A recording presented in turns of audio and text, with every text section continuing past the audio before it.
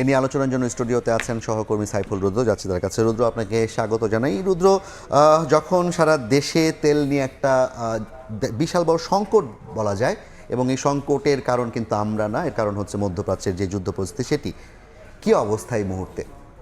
আমরা বেশ কদিন যাবতই দেখছি, গণমাধ্যমের প্রতিবেদনগুলো আপনি নিজেও দেখেছেন, যে তেলের যে সংকট সেটা ঈদ পর্যন্ত, অর্থাৎ ঈদের আগ পর্যন্ত অতটা প্রকট না থাকলেও ঈদের পরবর্তী সময়টাতে, অর্থাৎ ঈদের ঠিক পরদিন থেকেই ডিপোগুলো বন্ধ ছিল, যেটা আমাদের সরকারি বিভিন্ন দপ্তর থেকে জানানো হচ্ছিল যে ছুটি থাকায় তেলের সরবরাহটা বন্ধ ছিল আর কি।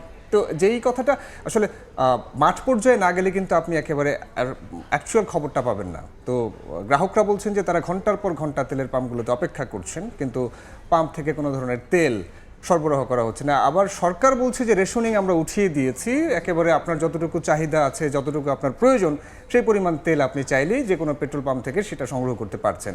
কিন্তু এই বক্তব্যের সঙ্গে মাঠের যে কর্মকাণ্ড, সেটার একেবারেই হচ্ছে উল্টো চিত্র আমরা দেখতে পেয়েছি। তা আমরা অভিযোগ পেয়েছি এমন যে তারা ঘন্টার পর ঘন্টা অপেক্ষা করছেন পেট্রোল, এমনকি যে আপনি আপনার গাড়ি নিয়ে পেট্রোল পাম্পে অপেক্ষা করছেন, কিন্তু আপনি যে এক পেট্রোল পাম্প থেকে আরেক পেট্রোল পাম্পে যাবেন সেই পরিমাণ তেলও আপনার গাড়িতে নেই। এখানে বলা হচ্ছে দীর্ঘ সময় অপেক্ষা করার পর, যেটা আমি বলছিলাম, এরপরে দেখতে পাচ্ছেন যে সরবরাহ সংকটে বন্ধ রাজধানীর বেশিরভাগ ফিলিং স্টেশন, এবং সরবরাহ দ্রুত স্বাভাবিক না হলে পরিস্থিতি আরও খারাপ হতে পারে। অপ্রীতিকর পরিস্থিতি এড়াতে অনেক পাম্পে পুলিশ এবং সেনাবাহিনী মোতায়েন করা হয়েছে।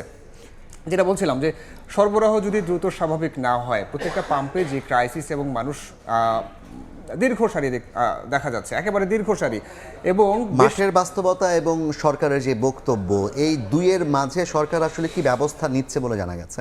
আপনি দেখেছেন নিশ্চয়ই যে এরই মধ্যে প্রধানমন্ত্রী তারেক রহমান একটা জরুরি বৈঠক ডেকেছেন, এবং সেই বৈঠকে এই যে সংকট চলছে, এই চলমান সংকট নিয়ে তিনি জরুরি আলোচনাও করেছেন। সেখানে তথ্য সম্প্রচার মন্ত্রীও ছিলেন। তারা যে বিষয়গুলো জানিয়েছেন, যে তাদের বক্তব্য উঠে এসেছে যে মধ্যপ্রাচ্যে, বিশেষ করে কাতারে, সেখানে ইরানের হামলায় এলএনজি পাম্প, এলএনজি টার্মিনালগুলো ক্ষতিগ্রস্ত হয়েছে। ফলে যে পরিমাণ তাদের যে সরবরাহের কথা ছিল, সেই সরবরাহকৃত এলএনজি এবং অন্যান্য যে সামগ্রীগুলো আমাদের পাওয়ার কথা ছিল, সেগুলো আমরা আমাদের চাহিদা মতো পাচ্ছি না। এবং এরপরে সিদ্ধান্ত হয়েছে যে স্পট মার্কেট থেকে আরও 2 কার্গো এলএনজি কেনার সিদ্ধান্ত নিয়েছে সরকার। এবং সরকারের 1 মাস পূর্তিতে তথ্য মন্ত্রণালয়ের যে ব্রিফিং, যেটা বললাম আমি একটু আগে, কাতারের টার্মিনালও ক্ষতিগ্রস্ত হয়েছে, এবং বেশি দামে তেল কিনলে দাম বাড়াবে না সরকার। সরকার বারবার বলছে যে যে সংকট চলছে, এই সংকটকে পুঁজি করে কোনোভাবেই সরকার সুবিধা নেবে না। এবং একই সাথে সরকার অতিরিক্ত তেল মজুত করার বিষয় কিন্তু বলছে, যেটি করা উচিত না এবং করা যাবে না, নজরদারি চলছে। আমাকে একটু জানাবেন যে আমরা তো আমদানি করে আসলে জ্বালানিটা, আমরা আমাদের যে নির্বাহ সেটি আমরা করে থাকি, যারা অন্য দেশ জ্বালানি আমদানি করছে তারাও কি একই পরিস্থিতিতেই আছে? দেখেন, আমরা এর আগেও দেখিয়েছি যে শুধু বাংলাদেশই না, এটা একটা বৈশ্বিক সংকটের রূপ নিয়েছে।